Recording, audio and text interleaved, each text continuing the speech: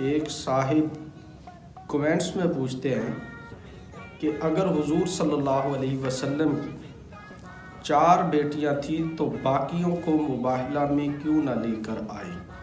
جواب دے۔ بڑا متحرک تھا سوال کرنے والا، تو بھئی جواب بھی دے، ساتھ کہہ دیا، حالانکہ سوال ہی کر رہے۔ بہرحال حضور علیہ السلام کی 4 بیٹیاں ہیں۔ پہلے نمبر پر حضور علیہ السلام کو اللہ نے جس بیٹی سے نوازا ان کا نام سیدہ زینب رضی اللہ تعالی عنہ۔ دوسرے نمبر پر سیدہ رقیہ رضی اللہ تعالی عنہ۔ تیسرے نمبر پر سیدہ ام کلثوم رضی اللہ تعالی عنہ، اور چوتھے نمبر پر سیدہ فاطمہ رضی اللہ تعالی عنہ۔ یہ تو ہے ان کی ترتیب ولادت۔ حضور علیہ السلام کی 4 صاحبزادیوں کی یہ ترتیب ولادت ہے۔ ان کی ترتیب وفات یہ ہے کہ سب سے پہلے بدر کے موقع پر 2 ہجری میں سیدہ رقیہ کا انتقال ہوا تھا۔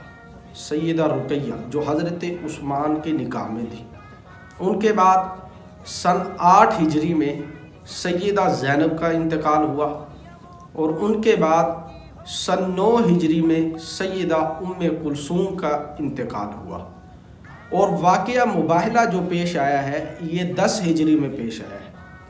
یہ تو بڑا مشکل سوال ہے کہ بھائی ایک بندہ جو 1 سال پہلے فوت ہو گیا اس کو 1 سال بعد آنے والے واقعے میں کس طرح پیش کیا جا سکتا ہے یا ساتھ لایا جا سکتا ہے، اور جو پھر ہوا ہی 2 سال پہلے اس کو کس طرح لایا جا سکتا ہے، اور جو پھر ہوا ہی 2 ہجری میں ہے کئی سال پہلے، تو اس کو تو لانا ویسے ہی ممکن نہیں کسی صورت بھی۔ حضور علیہ السلام کی واقعہ مباہلہ کے وقت یہ 10 ہجری کا واقعہ ہے۔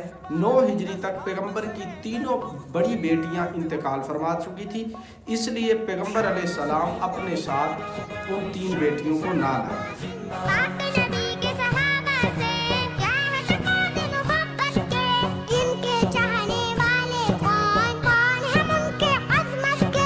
ان سے تقاضا محبت کا، ان کا دفاع ہر جا کرنا، ان سے محبت کا دعویٰ